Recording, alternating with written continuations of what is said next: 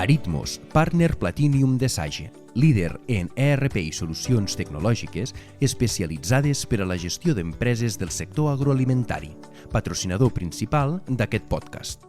Aritmos, 40 anys sembrant innovació i tecnologia per fer créixer el teu negoci.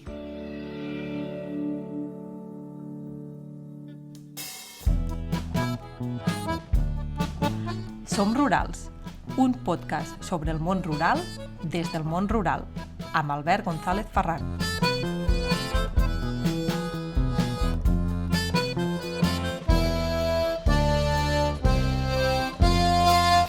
Diuen que l'esporga és una de les operacions més importants per a la producció i rendibilitat del cultiu de l'olivera.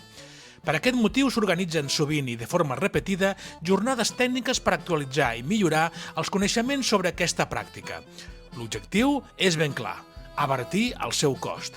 Però d'escoles n'hi ha unes quantes i sovint la discrepància està servida. Hi ha moltes tallades, què veieu? Quantes tallades hi ha? Però bueno, jo començaria tallant aquesta d'aquí, vale?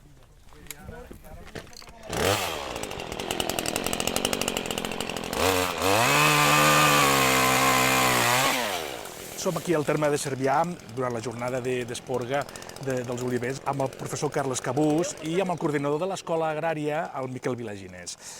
I primer de tot, destacar que portem 20 anys de jornades sobre l'esporga. No sé si són una de les jornades amb més tradició de l'escola, però potser sí que són unes més importants. Fins a quin punt tenen importància aquest tipus de jornades? Bueno, l'escola intenta organitzar activitats que siguin d'utilitat per l'agricultura de la nostra zona. Llavors, aquesta és una jornada que es realitza durant 20 anys, segurament és una de les que fa més temps que fem. És una col·laboració entre la cooperativa de Cervià i l'escola agrària. A veure, entre totes les activitats que hi ha durant la cura de l'olivera i la recollida de les olives, l'esporga fins a quin punt té importància a l'hora de tenir producció? L'esporga és la primera activitat que fas per la pròxima collita. Això et marcarà la teva rendibilitat o el teu aprofitament.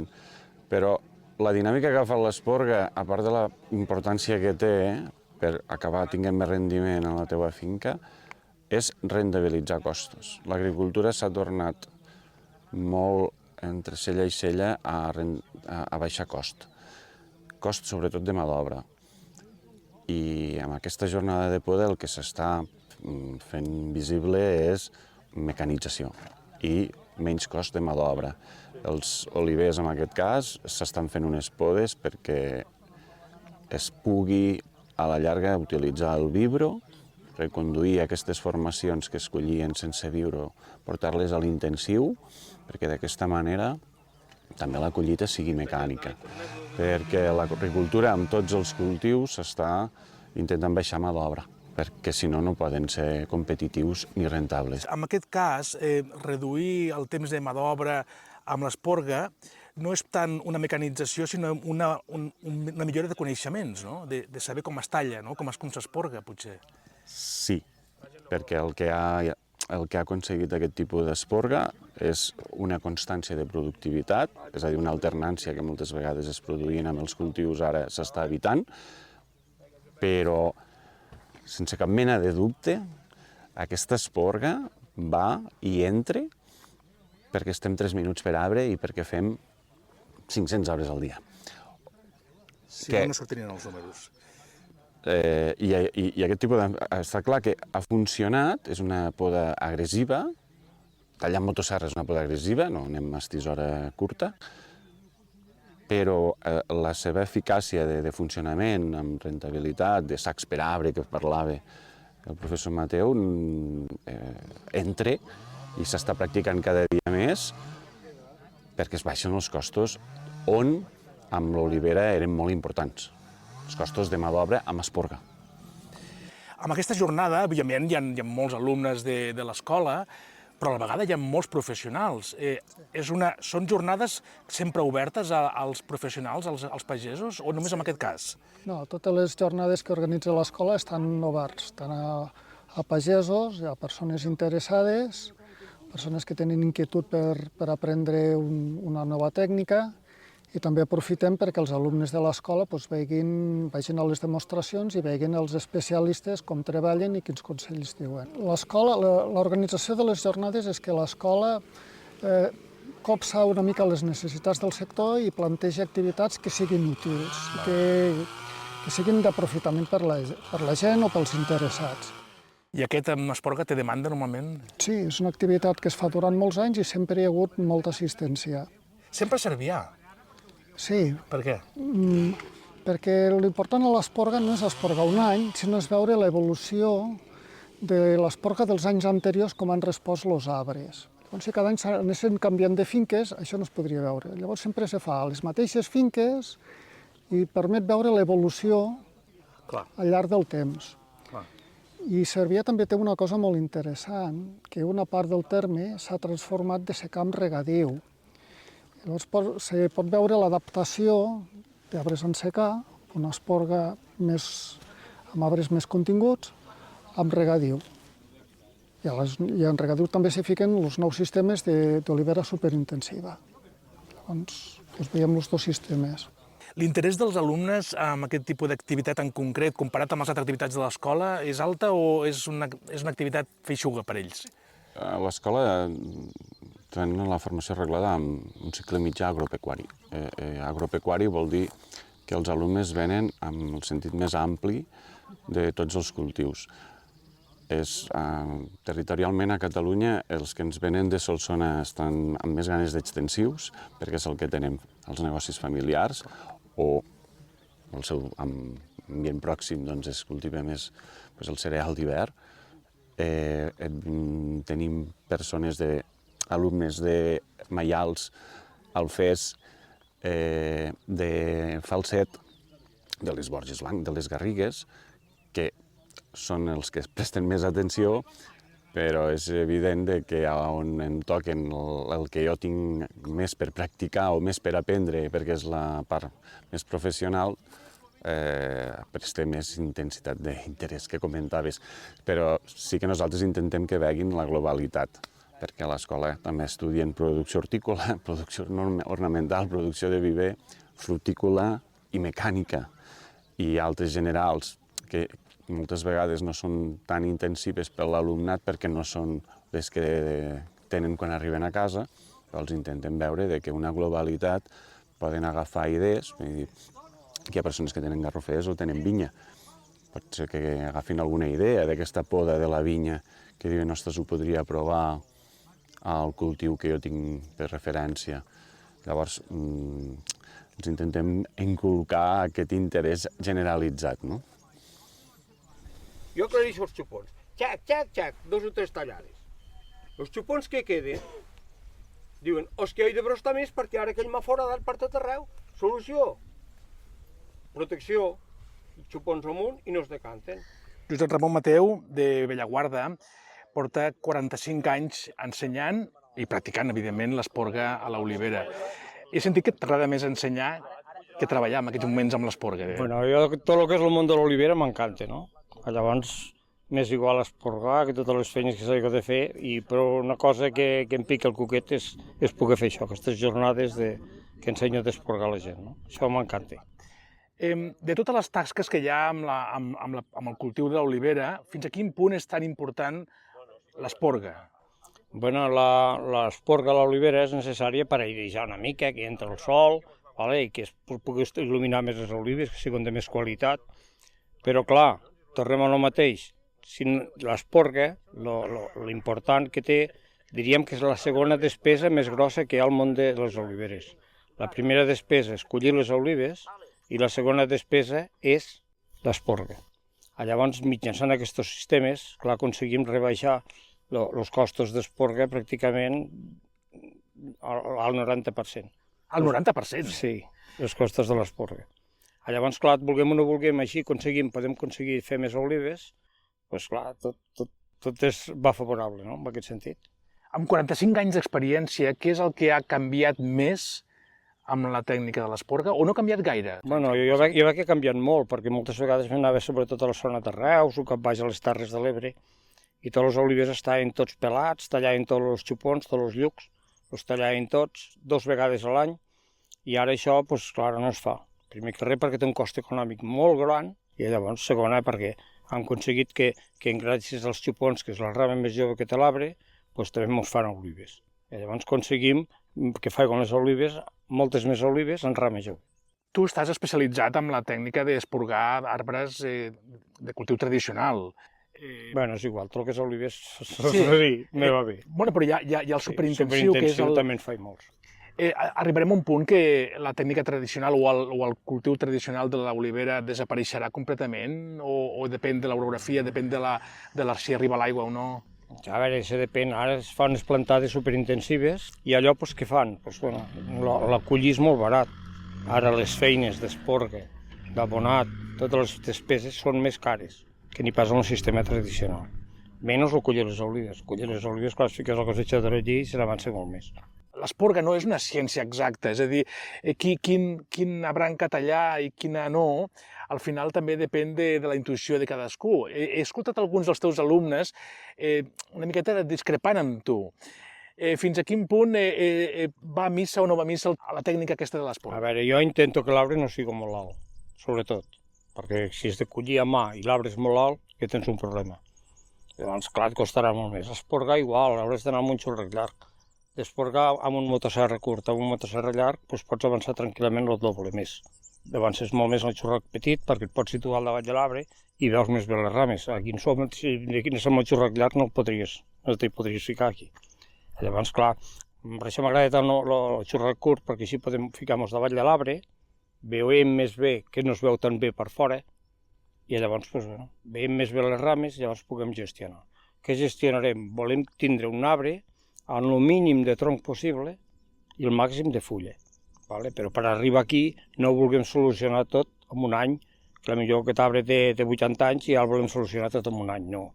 Jo proposo 3-4 anys per reconvertir els arbres d'aquesta altra manera. Objectivament parlant, tant sí com sí, quin és el principal error que comet la gent a l'hora d'esporgar? Jo sempre dic que és portar les estisoletes. I llavors tenen tendència a aclarir massa la gent. Com que porten les estisoletes i diuen aquí està espès i toca gent més, no? I llavors els xupons tampoc no els poden veure, els llucs. També els volen tallar tots, sempre els llucs fora. I jo dic no, els llucs no fan olives perquè els han de tallar.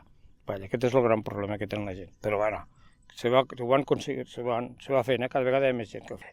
Has parlat d'arribar a esporgar un arbre en 3 minuts, per rendibilitzar, diguéssim, al màxim la mà d'obra, no?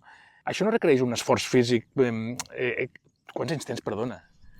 64. 64, amb 64 anys encara estàs en forma, diguéssim, per poder anar... Bueno, si una cosa t'agrada, ho fas molt a gust. I llavors, doncs clar, dius, a veure, sí que tinc 64 anys, però em trobo molt bé. Uns anys enrere vaig estar més fotut, ara estic bé. Però en 3 minuts un oliver... Sí, però recorda el que he dit. 3 minuts. 2 minuts mirant. Sí, I només un tallant. 1 minut. O sigui, estàs més estona observant. Correcte. I als alumnes us dic, intenteu mirar i descobrir la rama que veieu que va cap dalt, que va travessera, que no va encarada del tronc. Si tinc les rames doblades, que són a la prop una de l'altra, perquè hem d'aconseguir tindre un arbre que tingui només 3 troncs i tot el més tot fulla i tot productiu.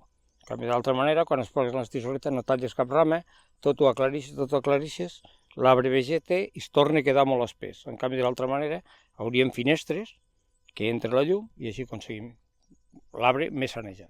Durant tot l'any tu dediques molta activitat a la formació. A quins llocs vas i on et demanen més? Bueno, faig totes les escoles agràries de Catalunya. També em van dir que si volien a l'Aragó i al País Valencià.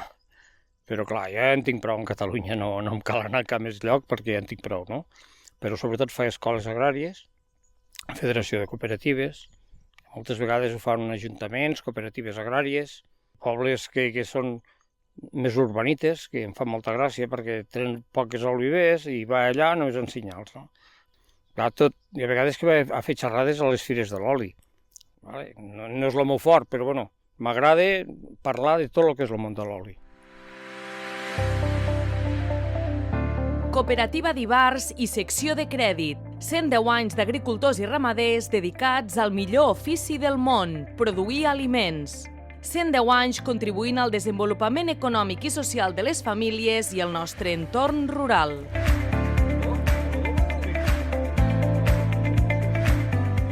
I l'any següent em van dir, ja s'has esporgat, vinga, té el motosserra.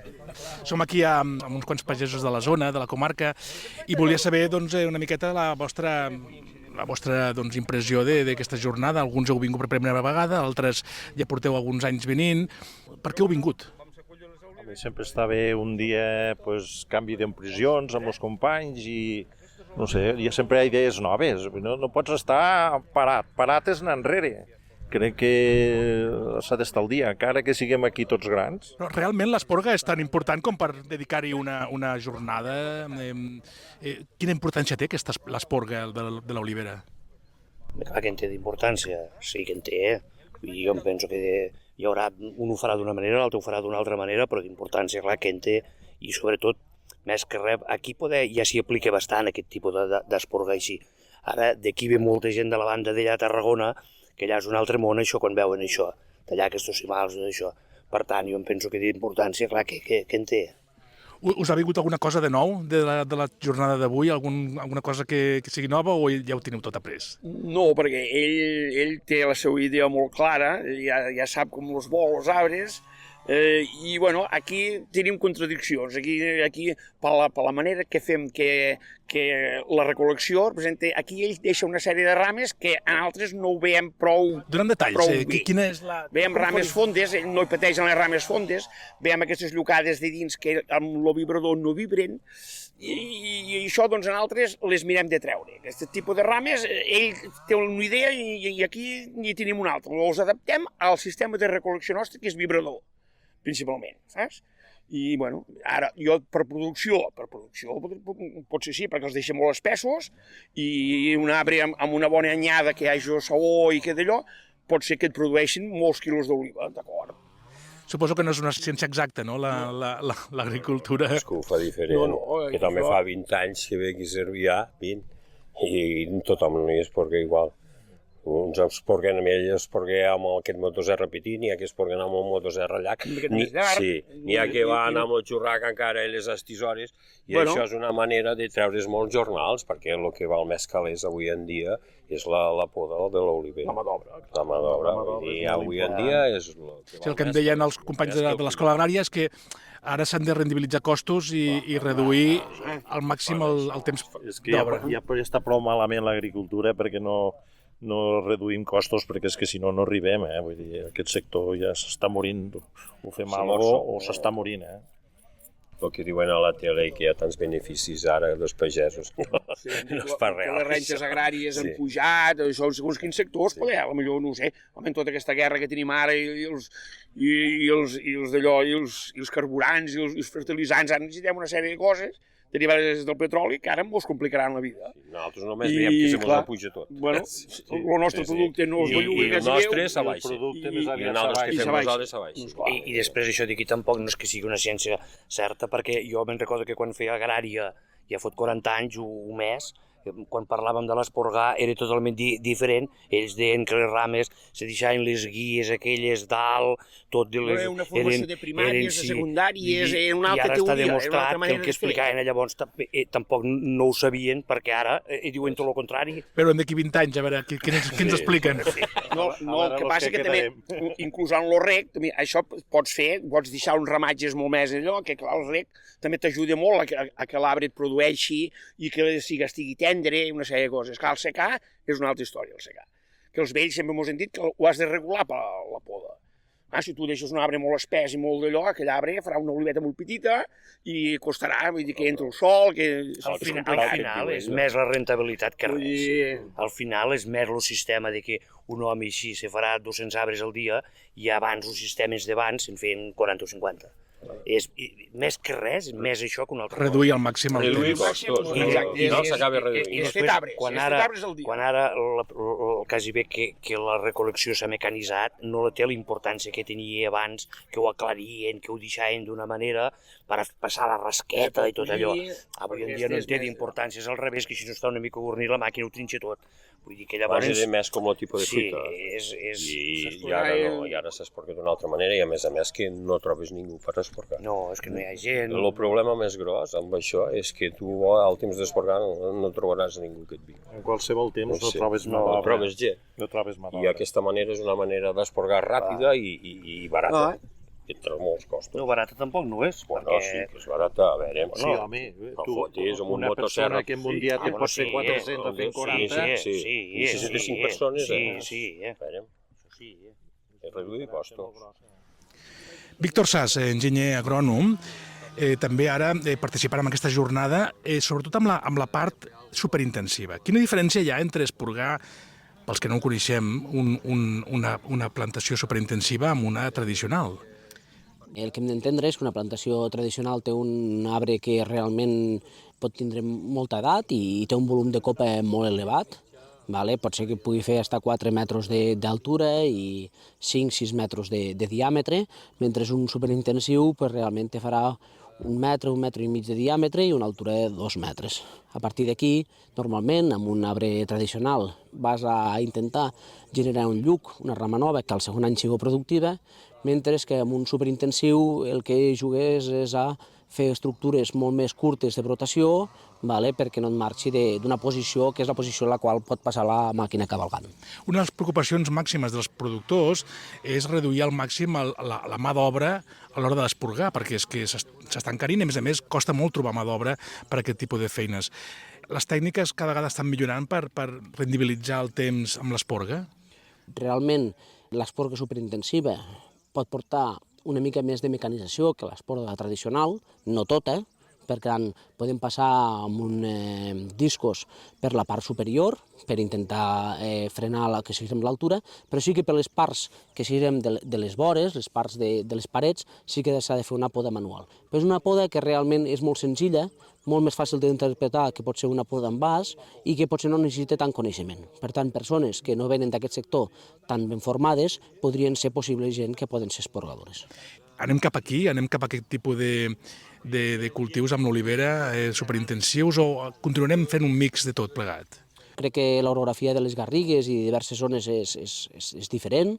En zones on hi ha molta pendent i realment els terrenys, les feixes són molt sinuoses, farà que l'oliver tradicional continuï existint, però on realment estigui pla s'intentarà mecanitzar al màxim i anirem cap al superintensiu, això està claríssim. S'està transformant últimament un munt de finques que se'n van cap al superintensiu. Però no parlem d'un superintensiu com una cosa molt espessa, com una cosa fora de la natura, sinó parlem d'un superintensiu amb marc ample, amb uns 1.000 arbres per hectàrea, on realment utilitzes molt la climatologia com a aspectes en positiu i intentes que els arbres estiguen en estat juvenívol i, per tant, que amb menys insums, per tant, menys nitrogen i menys aigua, puguin produir els mateixos quilos d'oli. Com a enginyer agrònom has participat en moltes jornades, dius que també hi ha molt interès a fora de Catalunya també en aquest tipus de jornades. Quin és el perfil de la gent que ve amb aquestes jornades formatives i quina és la principal preocupació? Primer de tot, molta gent se llança a plantar superintensius sense tindre un coneixement bàsic. Aquest coneixement, encara que tinguéssim un coneixement de l'olivera de marc tradicional, és un coneixement totalment diferent al maneig que s'ha de portar amb un superintensiu i jo crec que venen a intentar, quan han plantat i al cap de 2 anys aquell arbre ja comença a tindre una producció, volen saber com s'ha de gestionar, com s'ha d'esporgar i com hem d'intentar allargar la vida útil d'aquests arbres el màxim possible per intentar rentabilitzar la producció i la viabilitat econòmica de la plantació. Hi ha interès, no? Sempre hi ha bastanta activitat, bastanta afluència en aquest tipus de jornades. I a més, no és un interès que és per jove, el jove està clar que plantarà superintensiu, però jo crec que hi ha gent que realment dius no hauria d'haver aquest canvi i tenen ganes de provar-ho perquè és una manera també de no dependre tant de la mà d'obra, d'agafar i si han de fer una transmissió cap a una altra persona, doncs deixar-li més arreglat, és una manera més fàcil de gestionar, per tant hi ha gent que ja no ho veu com un fet ja de dir, no, és que si la vida útil és 25 anys, he d'estar 125 anys, sinó, ho fa i per tant ho llogaré més fàcil, ho podré deixar als meus fills més fàcilment, la seva gestió i realment estarà una finca arreglada. És com deixar-la arreglada per a un futur. Eric Descarrega és un jove pagès de la Fatarella, a la Terra Alta, i és propietari d'una empresa agrària que ofereix, entre altres, els serveis de l'esporga d'arbres. treballa a diversos municipis, no sols de la Terra Alta, sinó també de les comarques del Priorat, la Ribera d'Ebre i fins i tot del Segrià. Assumir la feina d'aquells pagesos, Eric, que bé o ben han envellit o no tenen relleu generacional, és segurament un bon salvavides a les noves generacions que volen dedicar-se a la pagesia com tu? Més que res també és perquè hi ha molta gent que ha fet grans plantacions, ho combinen també en altres feines, en granges, etc. I clar, no arriba a tot arreu. I que agafen i venen a agafar la nostra ajuda de suport, més que res per podes, tot el que és manual.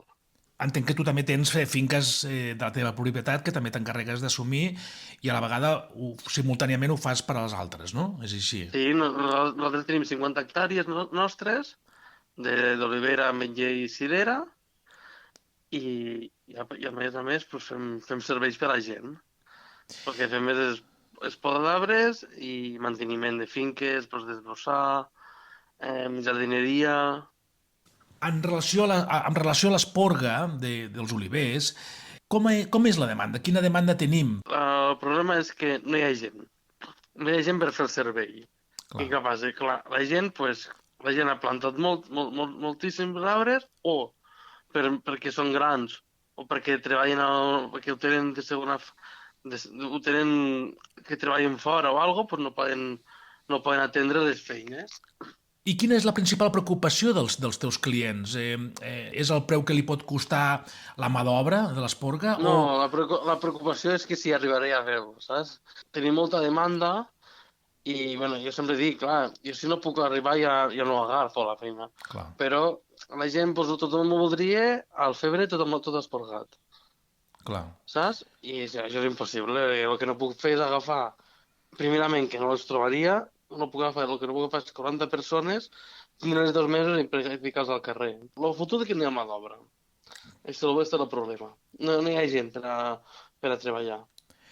A part del volum de feina que tens, fins i tot tens temps d'anar a jornades tècniques com la de la Granadella. No sé si tens altres jornades regularment o va ser una excepció.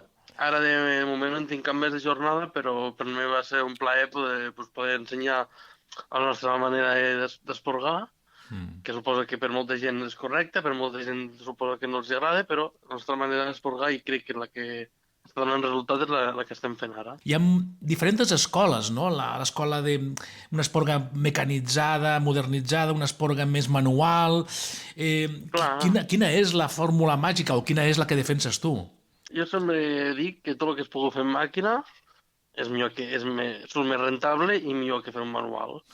Però jo he vist que si, per exemple, com la poda d'olivers intensius ho fa sol en màquina, en discos, aquell oliver no tira, aquell oliver no produeix el que hauria de produir. Perquè, clar, els discos poden passar per lateral o per dalt, però clar, l'arbre l'has de limpiar per dins també una mica. I per això molta gent, jo tinc uns clients que eren passant discos abans i ara s'estimen més pagar els meus serveis i no pagar els discos perquè veuen que produeixen més. Produeixen més perquè l'arbre queda més despejat i l'arbre no agafa menys malalties i tens més rendiment. Clar, suposo que és buscar un equilibri entre el cost de mà d'obra que suposa l'esporga i també el rendiment que pugui donar l'oliver, no? És una cosa que sigui rentable. Però, per exemple, si fas una passada de discos per dalt i després nosaltres passem en tisora a aclarir l'olivera per dins, doncs jo crec que jo ho tinc calculat, el cost i això, i el cost és rentable perquè en hectàrea d'olivera intensiva pots treure un rendiment de 10-15.000 quilos hectàrea. Saps? Quina és la diferència entre l'esporga amb una olivera intensiva o superintensiva o aquella més tradicional de vas? Quines serien les diferències a l'hora d'esporgar? Tot depèn. Sempre abans de podar una olivera li preguntem al client aquesta olivera com s'ha de collir? Perquè de la manera que s'ha de collir s'ha d'esporgar d'una manera o una altra. l'olivera que es colli en vibrador, doncs has de deixar les rames cap dalt, perquè si no el vibrador no fa caure les olives. Una olivera que la pots collir manual, doncs pots deixar les branques cap baix perquè tu, les màquines, puguis arribar millor a les rames, que sigui més fàcil. Aquest tipus d'activitat, l'esporga, atreu molt interès per part dels pagesos, no? A l'hora de fer jornades hi ha molta expectació sempre, hi ha molta participació de gent que vol aprendre i vol conèixer quines són... Per què? A què es deu això? Perquè l'esporga és la clau d'un arbre. Si depèn com esporgues un arbre, pots fer un rendiment o un altre. I molta gent, perquè molta gent vol aprendre d'altres maneres, i per això la gent suposo que se vol va allà per aprendre més.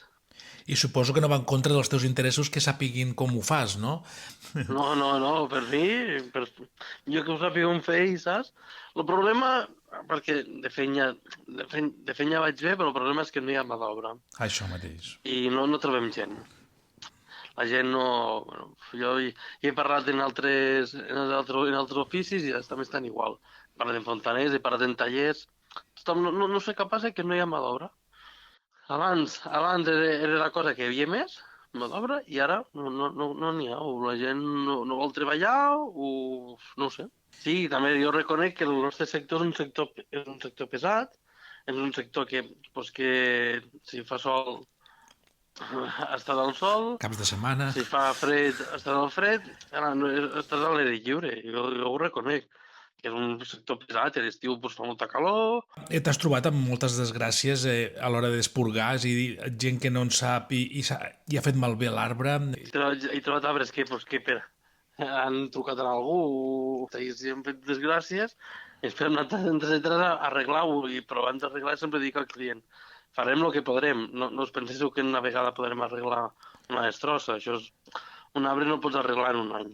Per tant, hi ha un marge de temps que sí que pot recuperar l'arbre el que s'hagi pogut fer malament amb l'esporga, no? Sí, mira, pensa que l'arbre que és més agraït és l'olivera. Més que l'ametller, l'ametller no és tan fort com l'olivera. L'ametller s'agafa seca, es morirà. L'oliver no. L'oliver no et produirà olives, si ja seca, però ell no es morirà. Ni es quedarà sense fulla ni res.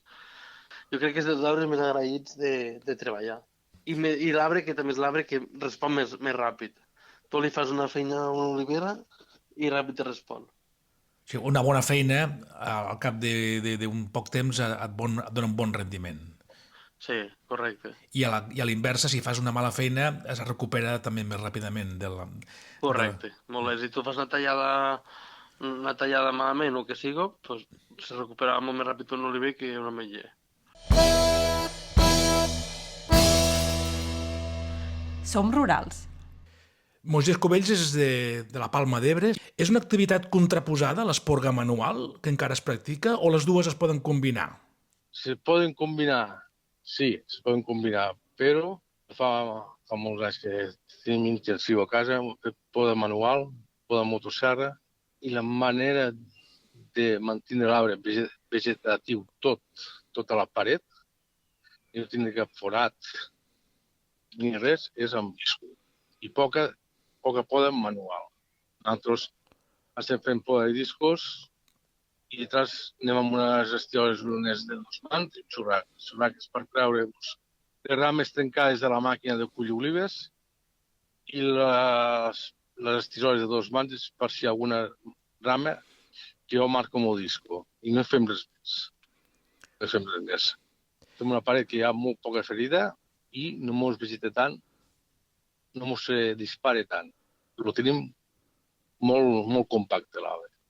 I això mos fa guanyar quilos, perquè no cal que vagi la saba tan lluny.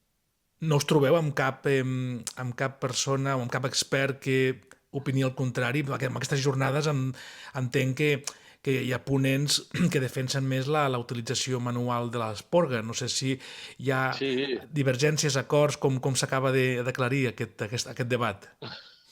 És un debat que no s'acabaria mai. És un debat. És un debat que no s'acabaria mai. Aquí hi havia gent tècnics que conec jo, tenen moltes finques a Portugal i ell manté encara la poda amb motosserres. És una altra manera de ser. I no hi ha una ciència certa, em dóna la sensació. No, jo he fet això, motosserres, i ja tenim un tècnic nosaltres nou, fa 3 o 4 anys, i fem això. El primer dia que vam tenir aquest tècnic vaig dir, això no ho veig clar, però ara ho defenso. Molt bé. Ho defenso. Entenc que, Moisès, tu tens propietats, o sigui, tu tens finques de la teva propietat, també deus fer serveis d'esporga per altres persones i també fas aquest tipus de jornades tècniques. Fins a quin punt ocupa la teva activitat professional ensenyar als altres pagesos o és un percentatge molt petit de la teva activitat i dediques més a la que és la feina del camp de les teves terres? Sí, jo no m'hi dedico a fer jornades d'aquestes. Me se va cridar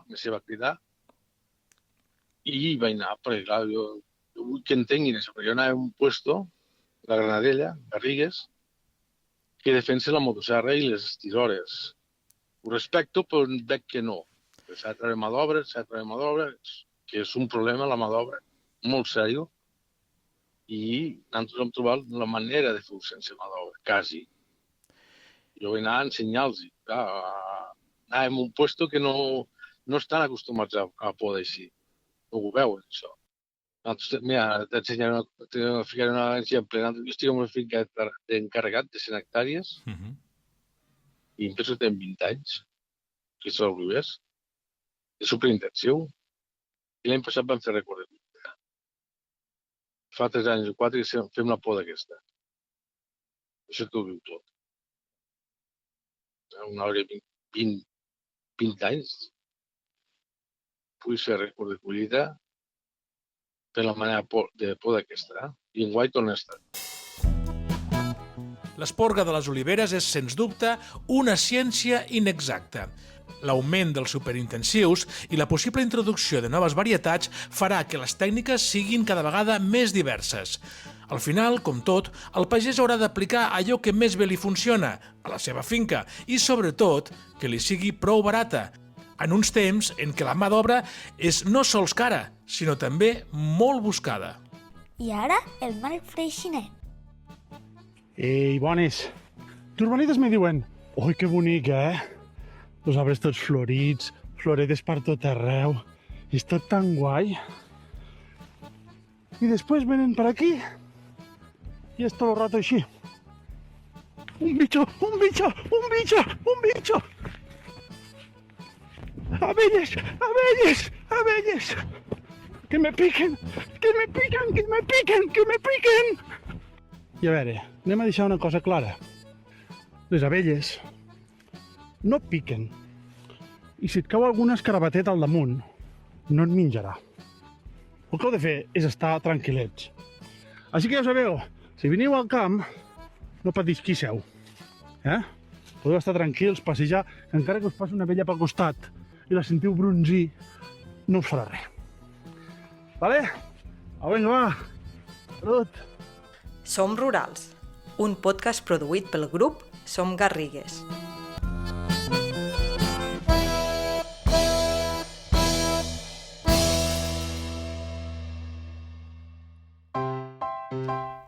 Amb la primavera arriba la floració i la pol·linització, essencial per a la vida i el nostre camp. Per això, la Generalitat de Catalunya impulsa el Pla d'Acció de la Mel per reforçar el sector i posar en valor la qualitat de les mels catalanes.